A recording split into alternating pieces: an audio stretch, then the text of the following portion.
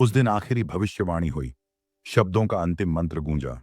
फिर अचानक आकाश मौन हो गया। ऐसा मौन कि 400 साल तक कोई शब्द नहीं आया। क्या आपने कभी सोचा है उस समय कैसा लगा होगा जब परमेश्वर ने चुप्पी साध ली, जब आकाश की आवाजें थम गई? क्या लोग घबरा गए होंगे या समझ गए होंगे कि एक नया अध्याय आने वाला है? मलाकी, जो अंतिम भविष्यवक्ता था, ने लोगों को चेताया था कि भगवान का दिन आने वाला है, न्याय, सच्चाई और बदलाव का दिन। पर उसके बाद चुप्पी। यह चुप्पी सिर्फ शब्दों का अभाव नहीं थी, बल्कि आत्माओं की परीक्षा थी।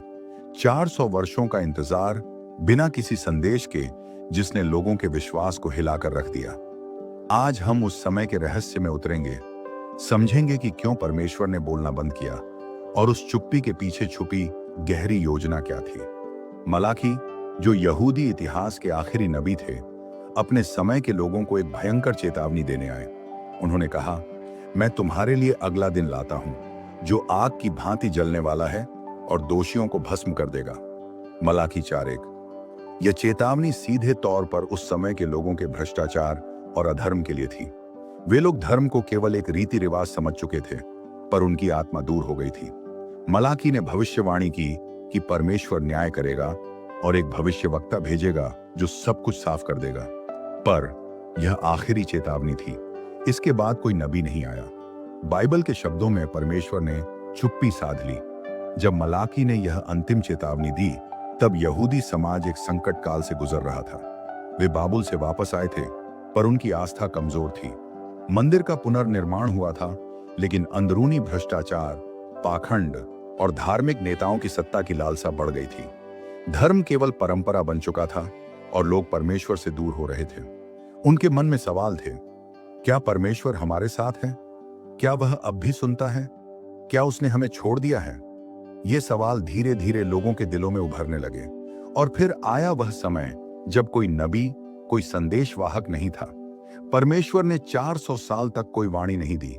यह चुप्पी केवल असफलता नहीं थी, यह एक गहरा परीक्षण था। क्या लोग तब भी विश्वास बनाए रख पाएंगे? क्या वे अपनी आध्यात्मिक आंखें खोल पाएंगे? परमेश्वर की 400 साल की चुप्पी का अर्थ सिर्फ यह नहीं था कि वह बोलना बंद कर दिया। यह एक गहरे अर्थ वाली स्थिति थी। यह समय था परख का, एक ऐसे समय का जब लोगों को अपने विश्वास की मजबूती साबित करनी थी। कई लोगों ने सोचा कि परमेश्वर ने उन्हें छोड़ दिया, पर यह सच नहीं था।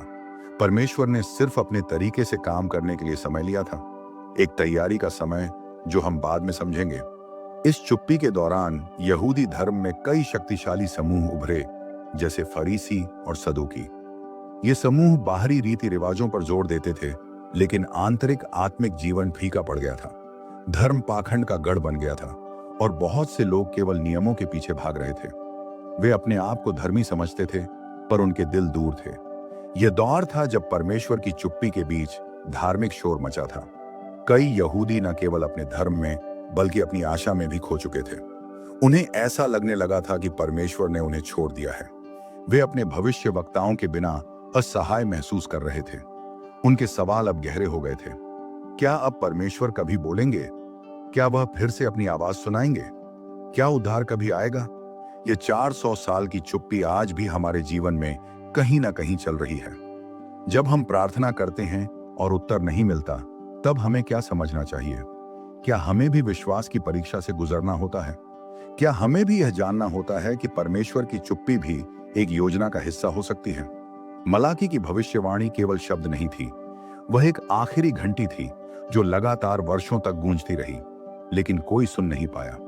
मलाकी 4:5-6 में लिखा है, देखो, मैं तुमको एलियाह नबी को उस बड़े और भयानक दिन से पहले भेजूंगा जो यहोवा का होगा।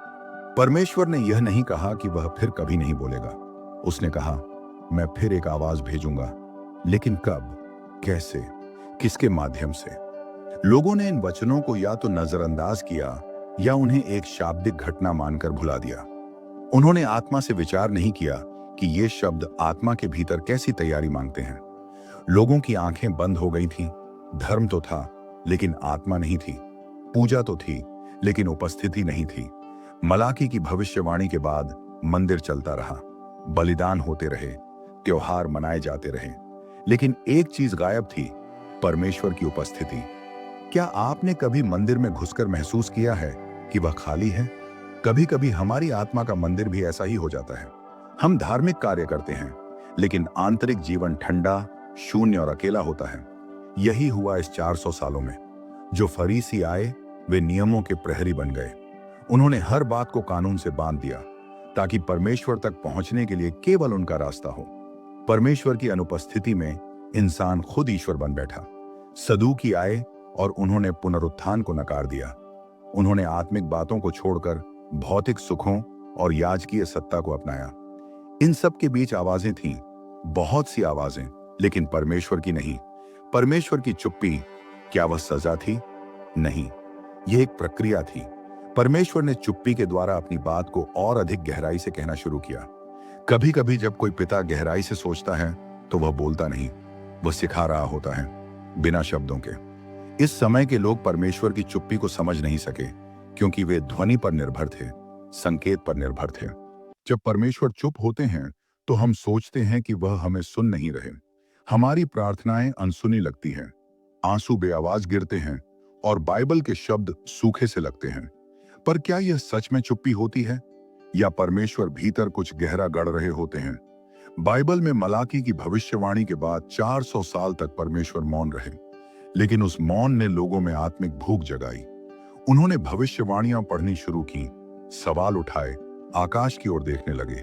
और जब यूहन्ना बपतिस्मा देने वाला आया, तो वही भूख लाखों को खींच लाई। मौन एक मंच था, जैसे एक पिता अपने बच्चे को सोचने की स्वतंत्रता देता है, चुप रहकर, लेकिन पास रहकर। आज भी जब परमेश्वर चुप हैं, वह अनुपस्थित नहीं है, वह हमारे चरित्र को गढ़ रहे होते हैं। इसलिए जब जवाब न मिले, तो पूछिए, क्या यह चुप्पी आत्मा की तैयारी है? क्या आप सुन सकते हैं जब परमेश्वर कुछ न कहे? जिस चुप्पी ने 400 वर्षों तक परमेश्वर की आवाज को रोक दिया, वह केवल एक विराम नहीं थी, वह एक योजनाबद्ध मौन था। एक ऐसा मौन जिसके पीछे आकाश में एक दिव्य योजना रची जा रही थी। यह भाग इस रहस्य को उजागर करता है, जब पृथ्वी पर कुछ नहीं हो रहा था, तब स्वर्ग में सब कुछ बदल रहा था। धरती पर यदि मौन था, तो इसका अर्थ यह नहीं कि परमेश्वर निष्क्रिय थे। वे स्वर्ग में योजना बना रहे थे।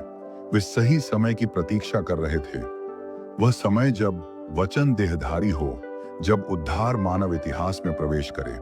गलातियों 4:4 कहता है, पर जब समय पूरा हो गया, तो परमेश्वर ने अपने पुत्र को भेजा, जो स्त्री से उत्पन्न हुआ और व्यवस्था के अधीन उत्पन्न हुआ।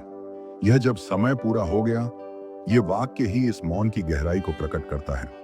समय पूरा किया जा रहा था। स्वर्ग में प्रभु के स्वर्गदूतों को नियुक्त किया जा रहा था। गब्रियल, जो बाद में मरियम के पास जाएगा, अभी से तैयारी में था। उसका मिशन ऐसा था जिसे करने के लिए केवल सबसे पवित्र, सबसे भरोसेमंद दूत ही चुना जा सकता था। माइकेल, जो परमेश्वर की सेनाओं का प्रमुख स्वर्गदूत है, वह आत्मिक युद्धों के लिए तैनात हो रहा था, क्योंकि जब धरती पर मसीहा आएगा, तब नरक की सारी शक्ति उस पर टूटेगी। प्राचीन भविष्यवक्ताओं द्वारा कही गई हर बात को पूरा करना था, और वह भी सही समय पर, सही स्थान पर। मसीहा को बेतलेहम में जन्म लेना था, मीका 5:2। उसे मिस्र से बुलाया जाना था, होशे 11:1। नासरत में बसना था, यशायाह 11:1 की छाया। इन सभी स्थानों में उपयुक्त व्यवस्था करनी थी। बेतलेहम में जनगणना की योजना बनी, ताकि यूसुफ और मरियम वहां पहुंचे। मिस्र में एक आश्रय तैयार किया गया। गलील में एक नाकदार नगर नासरत को चुनना, जहां से कोई मसीहा की अपेक्षा नहीं करता। इस पूरी व्यवस्था को स्वर्ग ने तैयार किया था, चुपचाप लेकिन निश्चित रूप से। मरियम एक सामान्य सी कन्या थी, लेकिन उसकी आत्मा में विश्राम था। वह उस भीड़ का हिस्सा नहीं थी जो मसीहा को सत्ता के रूप में देखती थी। उसकी आत्मा परमेश्वर के वचनों में रमी हुई थी। लूका 1:28 में गब्रियल कहता है, हे अनुग्रह से परिपूर्ण, नमस्कार, प्रभु तेरे साथ है। इससे स्पष्ट होता है कि मरियम का हृदय अनुग्रह का पात्र था, लेकिन उसे चुना गया क्योंकि वह मौन में जीती थी।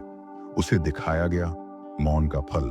उसे बोला गया एक दिव्य योजना का केंद्र बनने के लिए। जब मौन शुरू हुआ, तब फारसी राज कर रहे थे, फिर यूनानी आए, अंत में रोमनों ने सत्ता संभाली। यूनानियों ने एक सामान्य भाषा फैलाई, यूनानी भाषा, जो बाद में सुसमाचार के प्रचार में सहायक बनी। रोमनों ने सड़कें बनाई जिससे सुसमाचार दूर दूर तक जा सका। यह भी एक योजना थी, एक मौन साधना। परमेश्वर ने शत्रुओं को ही साधन बना लिया। लूका 180 में लिखा है, और वह बालक बढ़ता और आत्मा में बलवती होता गया और जंगलों में रहता रहा जब तक कि वह इज़राइल के सामने प्रकट न हुआ। यूहन्ना जंगल में इसलिए था क्योंकि परमेश्वर उसे दुनिया के शोरगुल से अलग कर आत्मा के मौन में तैयार कर रहे थे। जब दुनिया धार्मिकता के नाम पर घमंड में थी, वह नम्रता के वस्त्र में आत्मा से सुन रहा था। वह स्वयं एक संकेत था, मौन में पलने वाली एक आवाज। जब भी परमेश्वर कोई बड़ा कार्य करता है, आत्मिक संसार में हलचल होती है। दानियेल 10 में हमें मिलता है कि कैसे फारस के प्रधान, एक आत्मिक शक्ति ने प्रभु के दूत को 21 दिन तक रोके रखा। इसी प्रकार जब यीशु को पृथ्वी पर भेजने की तैयारी हो रही थी, तब स्वर्ग में आत्मिक लड़ाइयां हो रही थी। माइकेल और उसकी सेना सक्रिय थी। शैतान को खबर थी, लेकिन समय नहीं। परमेश्वर ने सब कुछ समय के अधीन रखा और शत्रु केवल अनुमान लगा सकता था। जब परमेश्वर मौन थे, तब शैतान सक्रिय था। उसने फरीसियों, सदूकियों और हेरोदियों के मन में स्वार्थ, लालच, धार्मिक अहंकार और हिंसा को बढ़ावा दिया। उसने यहूदी समाज को बांट दिया और सत्य से दूर कर दिया। लेकिन वह यह न जानता था कि यह सब एक बड़ी योजना का हिस्सा था, जहां प्रकाश अचानक फूटेगा। यूहन्ना 1:14। और वचन देहधारी हुआ और अनुग्रह और सच्चाई से परिपूर्ण होकर हमारे बीच में वास किया। मौन की पराकाष्ठा तब टूटी जब स्वयं वचन देहधारी हुआ। यीशु केवल एक शिक्षक नहीं थे, वे स्वयं परमेश्वर की अंतिम और पूर्ण आवाज थे।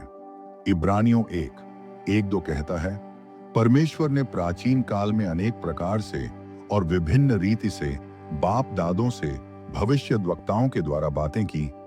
इन दिनों में हमसे अपने पुत्र के द्वारा बातें की हैं। अब कोई अन्य भविष्यवक्ता नहीं, अब कोई अन्य चिन्ह नहीं, अब स्वयं परमेश्वर सामने था। जब हम परमेश्वर की चुप्पी से निराश होते हैं, तब यह भाग हमें याद दिलाता है, मौन में योजना बनती है, मौन में हृदय तैयार होते हैं, मौन में आत्मा गहरी होती है, मौन में परमेश्वर बोलते हैं, लेकिन भीतर। और इस तरह परमेश्वर के मौन के पीछे की योजना स्पष्ट होने लगी। एक ऐसा मंच तैयार हो रहा था जहां समय की पूर्णता में वचन स्वयं देहधारी होकर प्रकट होगा। लेकिन जब स्वर्ग तैयारी कर रहा था, धरती पर मानवता की आत्मिक स्थिति धीरे धीरे गिरती जा रही थी। यह भाग हमें दिखाता है कि परमेश्वर की चुप्पी के बीच मानव आत्मा कैसी विकृत होने लगी, कैसे परंपराएं परमेश्वर के स्थान पर स्थापित होने लगी और कैसे धार्मिक पाखंड ने सच्चे विश्वास को ढक दिया। 400 वर्षों तक न कोई भविष्यवाणी, न कोई स्वर्गदूत का दर्शन, न कोई दिव्य दर्शन। समय के साथ लोगों के दिल ठंडे पड़ने लगे। आरंभ में उन्होंने मलाकी की चेतावनी को गंभीरता से लिया, लेकिन पीढ़ी दर पीढ़ी चेतावनी मात्र एक कहानी बन गई। जब कोई लंबे समय तक उत्तर नहीं देता, तो या तो प्रतीक्षा मजबूत होती है या विश्वास क्षीण होने लगता है। यहूदियों में दोनों तरह की प्रतिक्रियाएं पैदा हुईं। कुछ ने मन ही मन यह मान लिया कि परमेश्वर शायद कभी नहीं बोलेगा। कुछ ने प्रतीक्षा छोड़ी ही नहीं, लेकिन वे भी थक गए थे। मौन ने आत्मा में एक तरह की बेचैनी और भटकाव पैदा कर दिया। जैसे एक बच्चा अपने पिता की आवाज के बिना बड़े हो जाए, वह भूलने लगता है कि पिता की आवाज कैसी थी। यही हुआ इज़राइल के साथ। इस मौन काल में धार्मिकता का रूप बना रहा, लेकिन उसका बल धीरे धीरे जाता रहा। लोग अब परमेश्वर की आवाज नहीं सुन रहे थे, तो उन्होंने मनुष्य की आवाज को ही अंतिम मान लिया। धार्मिक नेताओं ने नियम बनाए, परंपराएं स्थापित की और धीरे धीरे सत्य को पाखंड से ढक दिया गया। इसी समय कुछ प्रमुख धार्मिक गुट उभरने लगे। फरीसी, ये वे लोग थे जो व्यवस्था के पालन में कठोर थे। उन्होंने मूसा की व्यवस्था के साथ साथ अपने बुजुर्गों की परंपराओं को भी बराबर का स्थान दे दिया।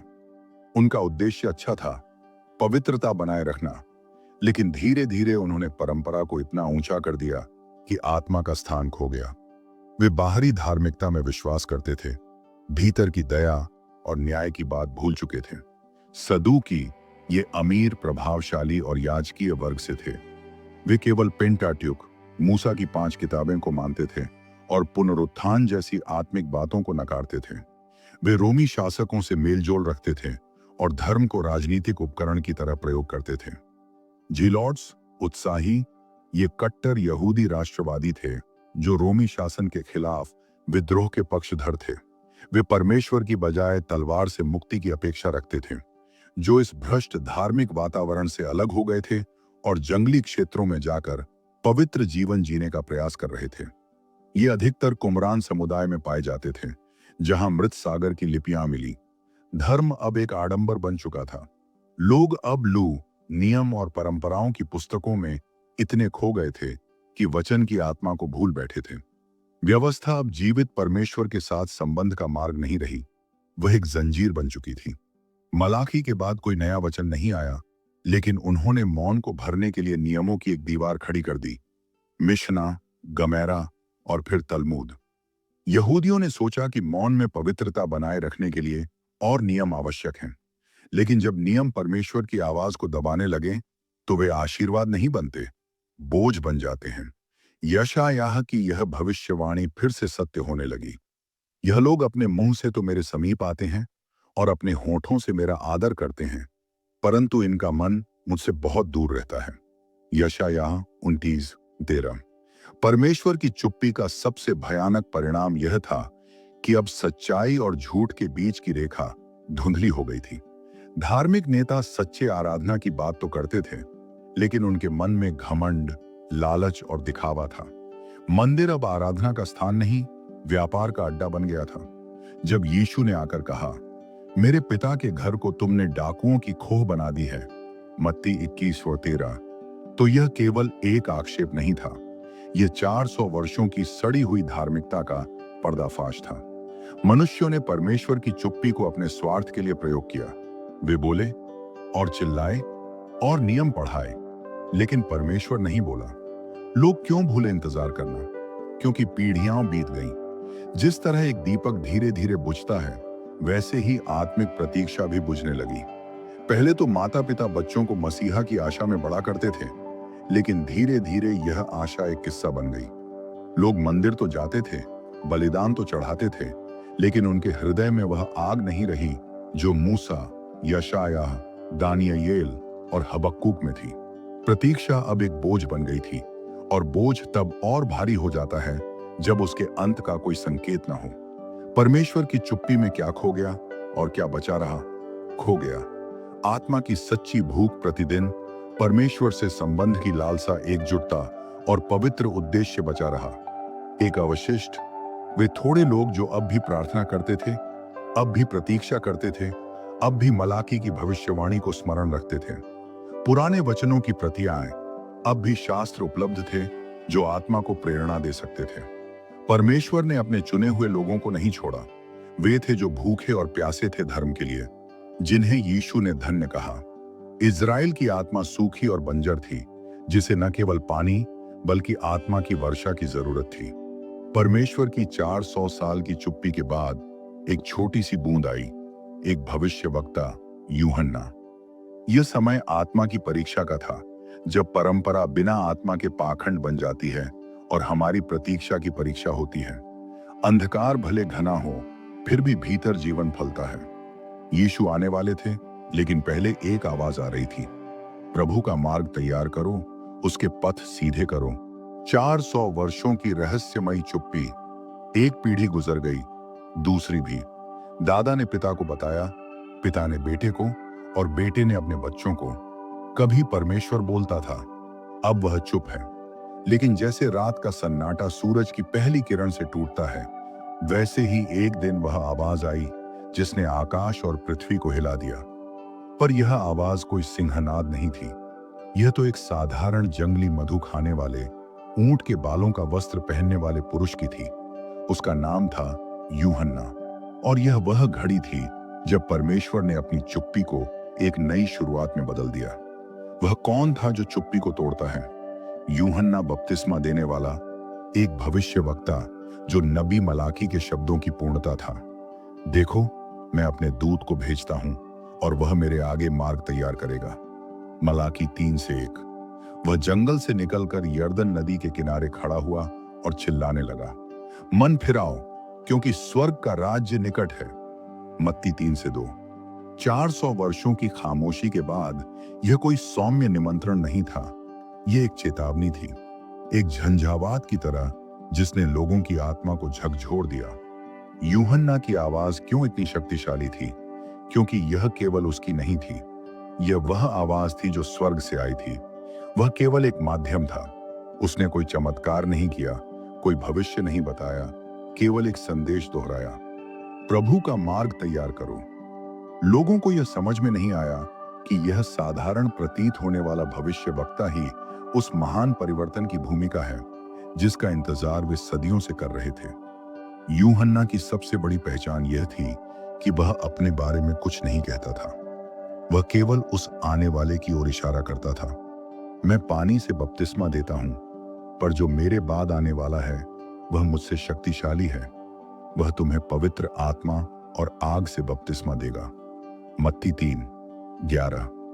लोग कैसे प्रतिक्रिया करते हैं? यह एक अभूतपूर्व दृश्य था। यरूशलेम, यहूदिया और यर्दन नदी के आसपास के सभी लोग उसके पास आ रहे थे, अपने पापों को मानते थे और बपतिस्मा लेते थे। लेकिन यह केवल जनता नहीं थी, फरीसी, सदूकी, शास्त्री भी वहां आए। यूहन्ना ने उन्हें डांटते हुए कहा, हे सांपों की संतान, किसने तुम्हें आने वाले क्रोध से बचने की चतुराई सिखाई? लूका 3:7।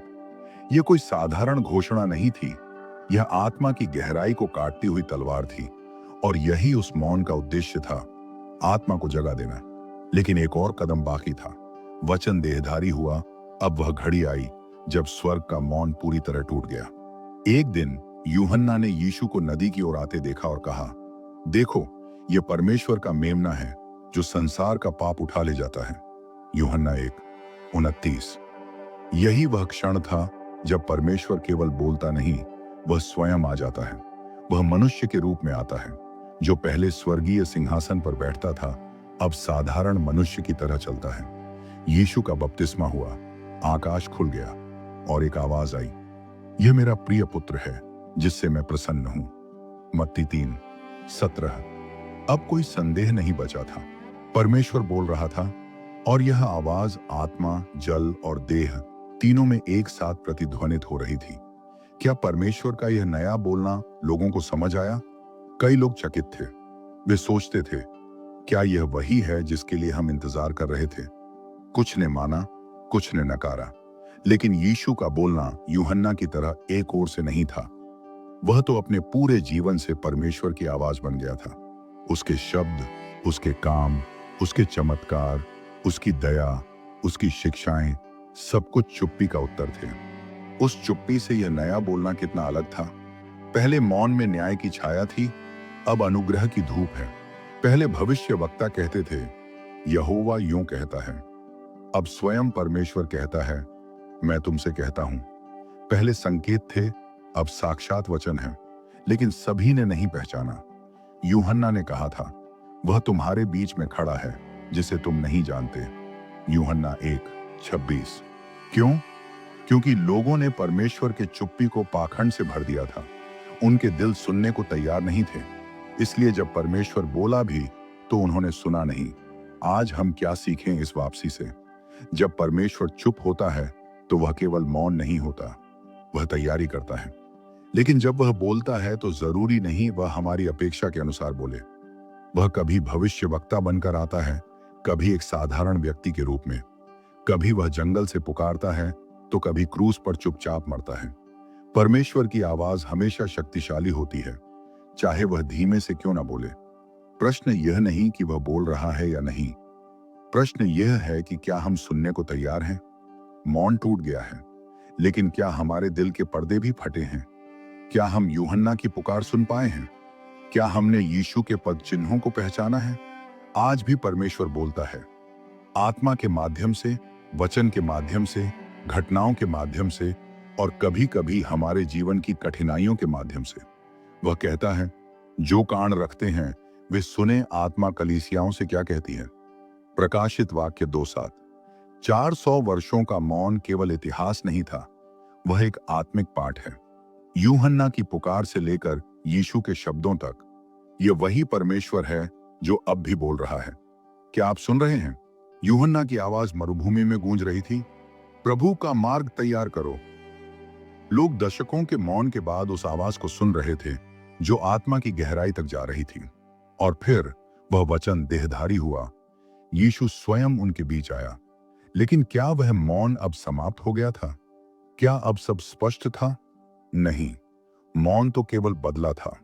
वह मौन जो 400 वर्षों तक राष्ट्र के लिए था, अब व्यक्तिगत जीवन में उतर आया था। आज भी वह मौन हमारे भीतर जीवित है, हमारे जीवन के अंधेरे कोनों में, हमारी प्रार्थनाओं में जो अनुत्तरित रह जाती हैं, और उन रातों में जब हम ईमानदारी से रोते हैं लेकिन कोई जवाब नहीं आता। यह भाग उन्हीं क्षणों की बात करता है जब परमेश्वर चुप होता है और जब उसकी चुप्पी हमारी आत्मा को कचोटती है।